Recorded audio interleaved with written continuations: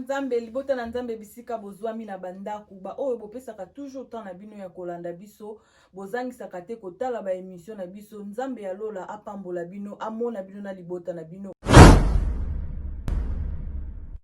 Donc on a vendu kota mozindo comme mobali ndo komona mwasi na yo osali ba étude na yo otali olobi oyo ndenga zaleli yawa na ba caractère na na ndenge no peut-être que le ndenga tambolaka ndenga sekaka donc l'apparence extérieure t'attire c'est bien mais tango lingyo bala sikoko banda otala sur aspect extérieur te bandi kotala aspect intérieur obandi osala ba examen na yo tango bazoza ko sala to benga en anglais dating tango zali ko date boke ba restaurant boke ba cinéma boke na parc kotambola tango za ko sola temps na ba téléphone comme na ba message oza koyeba moto niveau à cœur et tango zui décision que na kobala moto oyo na obala cette femme ici yondo ponier yenda ponier ote tu vois comme ponier donc c'est-à-dire que tu as trouvé quelque chose qui t'a attiré aux hommes et cette chose qui t'a attiré yo préféré vivre na ye bongo alors cette femme na compte elle doit être aussi reconnaissante pour les appels bongo moi si peu que ça n'a qui to comme même tolanda yote hein. Donc, au tien maquillage, nyon solingue. Nous t'apponi au pété.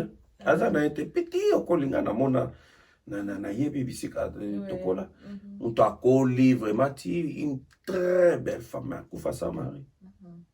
Tu comprends? Donc, elle était belle na jeunesse na yeba. Mais approche ce que quelques gens baya qui me apprennent au banda ko yali sosote. Et koufa mukolo sa mwana sa mari. Elle était une très jolie fille. Donc, c'est-à-dire, tant que mobile est approché, yo, à valoriser, yo, d'abord. Dans ce moment, aventurier, aventurier. Si nous parlons des choses réelles, maman, hein? Un bon mari qui veut marier sa femme, attali. Et tant qu'on approche, comme il y a un poni, yo, ayebi pourquoi poni alingi bosala na yevi, ayebi ki akolengela yo, akosalela yo nyoso yo olingi. Alors, de ta part, soumission wana, femme aux appels reconnaissante de l'autre part. Si Christ a fait allusion à l'église, ce n'est pas l'église où est pona qui Yesu. L'église est allée moi c'est à Yesu. Mais Yesu n'a pona qui église pour te porter ma fruit. Alors, comme l'église est allée soumise à Christ, c'est comme ça que aussi la femme doit être soumise à Christ et à l'homme, à son mari. Donc, c'est-à-dire, l'homme qui t'a tendu la main, il a vu que tu l'as plu, et alingi a passé, reste à vie na yo, pe ako guider on anzela bien, ako pouvoir pour na yo, ako honorer yo, à considérer yo, et ba désir na yo, ba plaisir na yo, et ko kisamana kati na ye. Pareil na église. Nzambe a poni biso comme moi si église. Yango na tanto pona Yesu na lingi boy. Bénédiction au moni Yesu a pesi. Ozaki na ba souci. Au moni Yesu alongoli o ba souci. Ozaki malade. Yesu parce que yenda pona ki alobi bino de pona ki ngate ngande na pona ki bino pobo porter ba fruit. Mobali a solo o ya poni moi si. Il faut moi si wana, il faut saler la yetu. Alors moi si ta maman que mobali a considérer nga pesi nga valeur. Tika na la kisa on a vu ko pesa ye en retour. Ezali kaka ma soumission. Soumission les ali neti remerciement moke na kati ya relation na biso oyo. Et je continue à te remercier et à te donner tout mon cœur, tout mon être que je t'appartiens. Et toi, la kisanzela otokotambola na kati ya mariage oyo. Bolingo oyo zo pesa ngai. Et le qui est belé. Je ne vois pas comment est-ce que ngana okiko ko pesa o bolingo ele ki oyo zo pesa ngai. Mais bolingo na ngai na kolakisa yango na nzela nini ya komi soumettre epa na yo. Vision na yo na kozala na pona appuyer yo. Se ko lobi to kende gauche wana eza malamu to ko kende papa. Alors oyo lobi ngana kolinga yo ozala maître au guide biso. Alors quand la femme comprend ça, ma relation ezalaka kitoko ezalaka neto za na kati église. Église moi aussi Yesu mobali alibala. Yesu lobi na kolongola bino ba tache noire. Na kolongola bino na pango sabino binzole amis. Na kolongola bino baride, na kosala nyonso, na ko élever bino, na ko honorer bino. Avant ta bobo ta manga na mona bino. Alors femme tango zo mi soumettre par Maria ezali que tu es en train de reconnaître que il t'avait vu. Peut-être t'avoir eu au monaye et il t'avait considéré. Alors en retour, tu le remercies. Naba vertu onzamba chaki na kati na yo. Pas soumission wana ezali par ya vertu na yo ya kolobake ezali on nzamba tcheki na kati na yo. Une femme qui a du mal à se soumettre à son mari, donc elle a un problème. Soit son mari est mauvais, il est dictateur, il ne connaît pas comment utiliser la soumission, ou bien cette femme ne comprend pas soumission et zanine. Ou balobeli na mariage. Même Christ, pour asala quelque chose dans l'église, azalaka dictateur, talinga salango, yango na pesa biso foi. Si tu as la foi, Yesu ce que olingi ko bika na yote, obikisa yote. Tu comprends ça le binzambe na ngina bika. C'est le selon foi na yo. C'est qu'il dit à l'église. Tu comprends? Toi aussi la femme. Si tu veux quelque chose, tu dois toujours le faire dans ndenga mobile na yo alinga memona nzela mo. Si tu ne veux pas. Donc c'est-à-dire hein, ozana mo ba biloko mosusu faut buka yo moko. Na kati faut bondela nzambe asunga yo.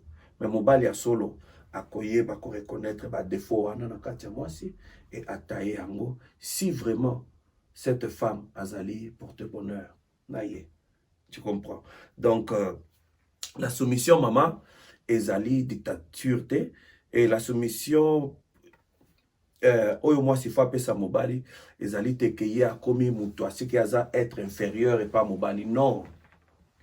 C'est ce que maintenant parfois nos hommes, d'autres gens considèrent, ce n'est pas que la femme a zanasé, kala, mutoye a bali basi 3 4, allez ceux qui donnent ayena mbongo la bois qui nasé, ngana bala yo na mbongo. Tu vois babilo kwana? Moi il ne faut pas que moi c'est pour cela ngai babilo comme susu, ngana za honnête maman. Nazala honnête. Yango wana ngam même dans le mariage. Je suis pour la tradition. Où ils ont vraiment bananité, dot. Parce que Botika va vivre normalement. Moi, si elle a soumise de son propre gré, de ses propres, pas parce qu'il va faire un bon. Tu comprends, maman? Et ça allait bien qu'on peut ça symbole dans la famille au lobby, tu peux ces cadeaux pour moi si au bobo pour les libiso, et à madame Tobouye ko balaye. Symbole moko boy. Et ce que là, mais les autres comment on a pas monté belé alors mon bali soit au canisa. Ah dépenser montant na payer avec prime dans un commerce. Et na ki o bali moi si 5000 na chewana. Alors moi si on est phase à l'angelo, moni bizali li pesa bongote. Moni yangwana satana kota kakawana. Déjà dès le début le premier jour foutu dot satana si à côté. Déjà tango zongi au bandi au mona moi c'est ça na ba caprice na ye. Ce ko ba caprice wana bandi on a papa zela. Na katono mo muke. Soki olobi makambuya ya dot ndengo lobi ke moi symbole moko muke lokwa toza na retour à l'authenticité na tango akala bato babandai ko bala bandai ko futa pe ba mbongo to ezaka na tango lelo mama na tango akala les autres ezali ba cadeau ya mike bon ba mariage o ezali est reconnu na kotanga ngo dans l'Ancien Testament tomoni Isaac alinga kabala Abraham papa Isaac azui Eliezer mwana musala na yalobi Eliezer kendo balela ngai kendo balela Isaac mwana na ngai mwasi mais kende kana famille na ngai côté ba grand frère na ngai kuna akei kuna abali amoni Rachel Rebecca plutôt amoni Rebecca et allez asenga ke pa nzambe ke Seigneur mwasi oyo akoya ko puiser mai na pui oyo Muto liboso yewana akozala mwasi ya maître nangai Isaac ya mwana maître nangai Isaac alors nako comprendre que yo pesi ngai mwasi oyanoli prière nangai pe o benir nga nanzela ya voyage oyo et Rebecca ayaki apesi mai apesi pe na ba troupeau na yo azaki nango allez bakena ndako ba Rebecca ale kuna bakomi pa Betuel ale bakomi kuna azui cadeau le cadeau o Abraham apesaki apesi bato lo bien dot yango na bapesaki to boite hein apesi après tango baye Rebecca déjà zaki na cheval aza koya ale nani Isaac amoni de loin Rebecca akiti na Isaac ale bibi Isaac azuye na tante na e abali ndebo biblia sukeli wana toke siko na Jacob tangu ake e pa oncle na e là-bas amoni mwasi na e amoni Rachel alobi asepeli na ye ake pa ya papa Rachel alobi na bala Rachel Rachel là-bas papa ya Rachel alobi okosalela nga musala 7 ans pona mwasi naza ko yebso ndenge bato 7 ans pona mwasi pona Rachel alobi pas de problème parce que nalingi ye makasi na kosala musala wana 7 ans. Est-ce que mon toit le poisson il n'y a pas la moitié au ça musala 7 ans yo ça la jardinier nanga pendant 7 ans ou bien zala éleveur nanga ou bien ça langa bilanga pendant 7 ans pour la moitié ah ouais aussi mais papa changer comme là 7 ans mais nani Israël Jacob azaki on a psali 7 ans jour à repérer ça moi si baba lusi na butu boya kanisa za na Rachel jour à libala jour kandaza na ya Rachel Léa donc on a tombo ah c'est qu'il est à Rachel. Léa à la bengi papa ya Rachel. Mais ngai na sali 7 ans pour na Rachel pour na Léa te. Allez, là-bas l'obina tradition na biso. Leki a ko bala va ya te. Donc ce ko bali leki. Lingo bala ya kifozo na no ya liboso. Donc 7 ans wana za pour na Léa. So lingi Rachel fozo appeler ya na. Léa il faut akende motso liboso. So lingi Rachel sale langa 7 ans mususu. Donc à 14 ans. Comment que papa c'était coutume puis banda depuis kala. Ozomon. Alors il y a moi na ba mariage pour batuba comprendre d'autres babil ba coutume ba juif pe bazar ba coutume na ngo batu bazar ba coutume. Nani Abigail oya koma ki mwasi ya David. Azaki na mobali na ye kombo na Azaki na bal, azaki un homme méchant. Tango na bala kufi David a tindi message par Abigail a sengelo ko lobi pour que ndebsa Abigail soit lingi kozala mwasi nanga Abigail andimi bibelo bia zuye abali skapesa ki dote pana to yebite mais kaka David alinga bala Milka Saoul papa Milka lobi comme bazaki na nani ya guerre Nathan a guerre contre ba Philistins alobi wa kokende ko boma 100 Philistins sans Philistin a elinga ba preuve na bango ba organe géniteur na bango a eli yango donc yenda ko bala Milka et David a kabomi sans Philistin et na ba preuve que na bomi sans Philistin pesa ngamo sina et c'est pour bala moi il faut que ndemo sans Philistin non bien sans bateau ozomon wana pe obe yango dot ozomon wana na Ancien Testament to moni ba mariage batwando bala na ndenge. Mais au Nouveau Testament to mon biloko wana te. Dans le Nouveau Testament balobeli kutu makambo ya badot makambo belé te. Mais ba tribu bazalaka na tradition na bango. Quand le si une tradition est bonne, te respecter yango pour respecter aussi donner à César ce qui est à César et à Dieu ce qui est à Dieu. Mais on azalaka nango contre sur les dots ezali moi si comme neti loko koteka comment mutaboti na yebana na yabasi déjà ba calculaka déjà combien ba kolia alors tant ba problème e bandaka na ba mariage bino bozala wana te na boti bana ngate ke pona lela bango soki mbongo ogo batu musula minoko na bango kasi asala ka bongo te tokomona ye azombenga oncle azombenga tante kasi mwana mwasi azako supporter te tango akola ndako ya po ali adot usomona mentalité bosiko so bozui dot ebe bosengi batu 5000 bosengi batu 10000 bosengi batu babiloko ebele mwasi wana azomi comporter malamu te bozongi simbo bokozwa yango wapi po bozongi somona papa mosusu azolia mbongo nazwi nakoka kozongisa yango te yango wana na batribu mosusu ezalaki ka symbole neti ya 1 pound 1 pound kaka oyo neti ya nsengi lobi napesi yo mwana na ngai kende na bamindele bajami bango bazwa biloko wana te bango balobaka papa ye moko alobi mon frère toi jeune garçon je te donne ma fille prends-la, va la marier. Tant que le Bible va la marier, donc il que ça les alliés nécessaires, la mairie et pas l'État, et que Dieu reconnaisse ça. Djangana reconnaît, je te donne. J'attends que papa le vina pêche au monanga. Si le mariage est déjà consommé, alors l'État peut faire reconnaître bien.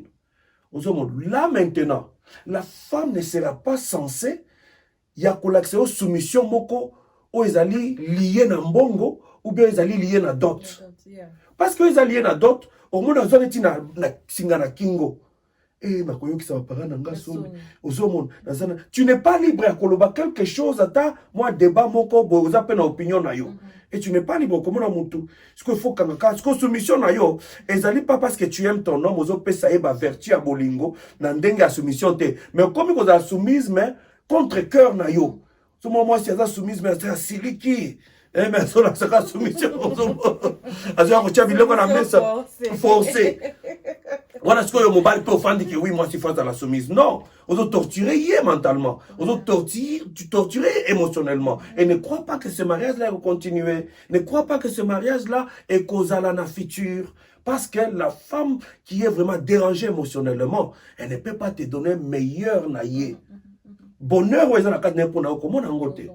Yango na moni soki neti ba biso ba génération asiko il faut éviter ba biloko biso to boti ba oh moi non la soki non symbole tu veux la joie de ta fille, tu veux la joie ya bana na yo ta mobile na yo. C'est que nga ba biloko na ça bon Tozana, je peux le dire même ici. Moi, ma femme, dans la culture, n'a pas besoin doté. Tu comprends? Et quand son père m'a donné la main, les Africains, comme na Bali Boye, na paix sa cadeau. Le bien, c'est moi le père, je te donne, prends ma fille, là une mairie, et tout ça, c'est essayé. Maintenant, la soumission que ma femme me montre, pas parce qu'elle a fait quelque chose de pas na bango. C'est la soumission par rapport à la parole de Dieu. Et moi aussi, quand je la lui demande, je ne la demande même pas cette soumission.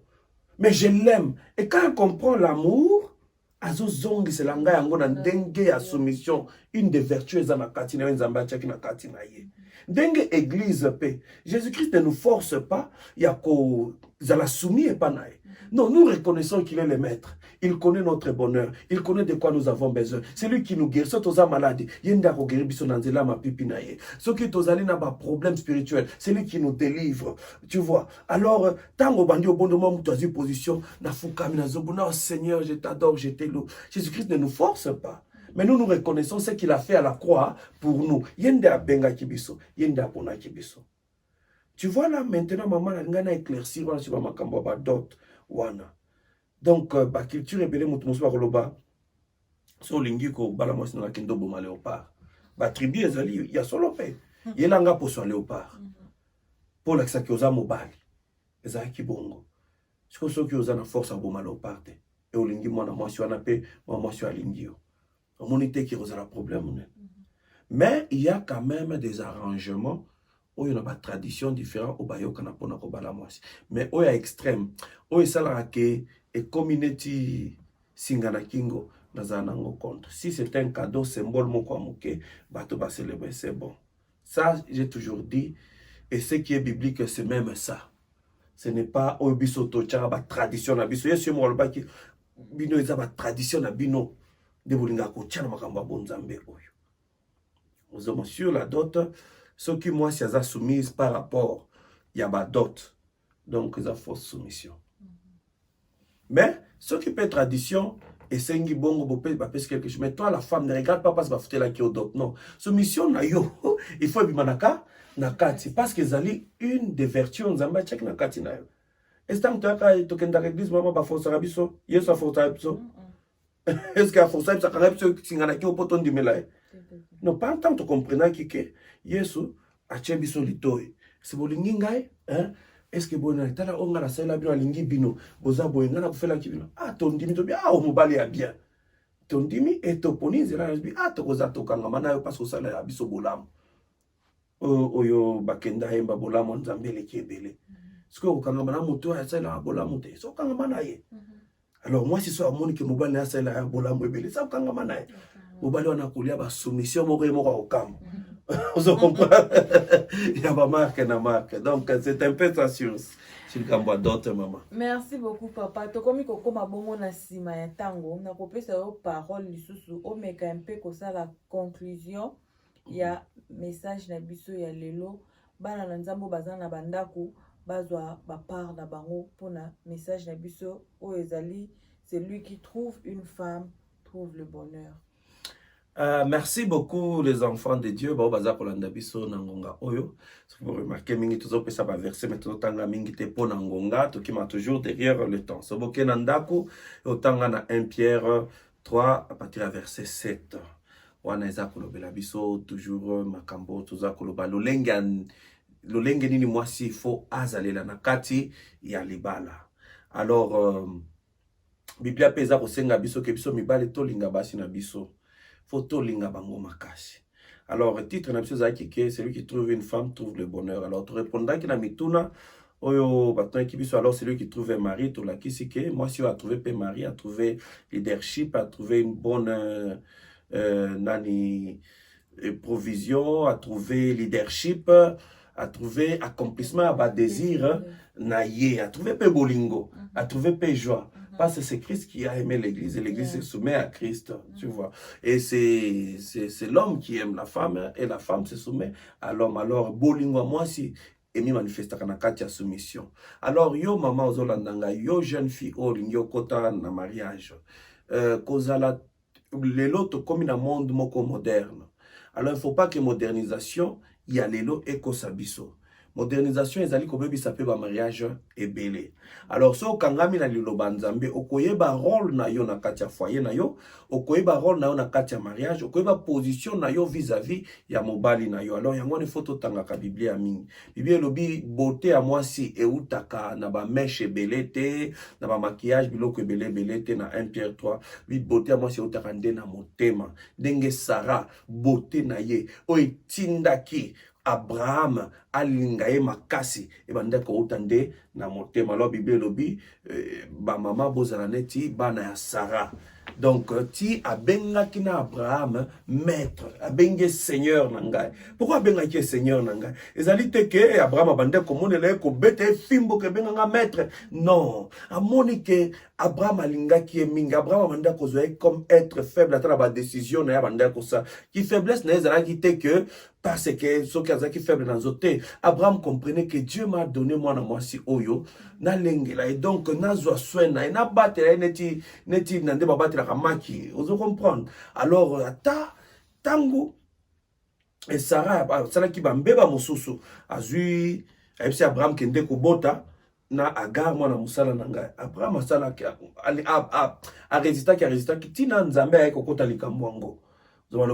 Abraham boyna boye Abraham aboti alinga bengana mwana wana et Sarah lobi bengana mwana wana na mama na ye, mais Abraham aboyi menzambe kokota likambo yango alobi tika bango bakende na kopambola Ishmael, mais Isaac ye akopamba na ndenge onga na ponelaki tika Ishmael akopamba mape, mais tika bakende ngai nde nzambe na ozala bango. Omoni que même nzambe akotaki likambo ya Sarah, ezaki neti ba faiblesse moko bo na kati ya mariage, ezaki neti ba incompréhension parce que wande ko soa na vraiment ba pas présenter biso te ka Abraham azaki sa asumuka kite ou bien Sarah, non ozo monde wande ko soa na vraiment yo ndo tinda ngana kendo bota na Agar mwana musala na yo na boti ne wana za mwana nga siko zo ebisanga na benga na bango ngana kondima te wana za makila na nga discussion ezalaki na niveau wana ti ekoma ki moto nzambe akoti alobi Abraham dimela Sarah benga na mwana wana ngana kopambola ona nzela ya o mwana nani Sarah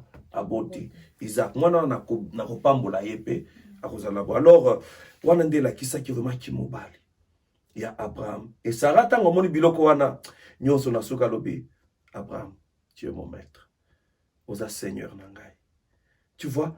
Atali alobi malgré nyonso na sa mais muto bandola c'est toujours zela atali foi ya Abraham. Donc c'est pour la femme et pour nous les hommes maintenant. Il faut zala na vision yo mwana mobali ozolanda biso. Moi si akolanda vision na yo. Faut zala na sens ya leadership. Ce que ozangi leadership yango to mona ka ba mabale beleza ko beba moi selingi ko zo aller devant. Parce que mona kati ya yo mwana mobali leadership ezate. Ya wana bana mibali bele bazalaka bato bele balobaka moi si akola ka mwa mbango leka mobali te ezali bongo te. Ezali ke nzambe atia sens. Il y a responsabilité na kati ya mwasi bien avant les ababiloko eza na kati na ye. Alors ceux qui aza komona ngo na kati ya mobalité au mona lingi azwa toujours le devant et créera toujours ba problème. Alors yo mobali yeba que mwasi akomi retrouver nde na kati no ba désir na ye et vous allez accomplir na kati na yo. Alors yo lingi ko bala oza na mwasi luka vraiment ozala un bon leader ya famille na ki leader wana eza domination te sur mwasi na bana te ba doit comprendre eza et boza égal.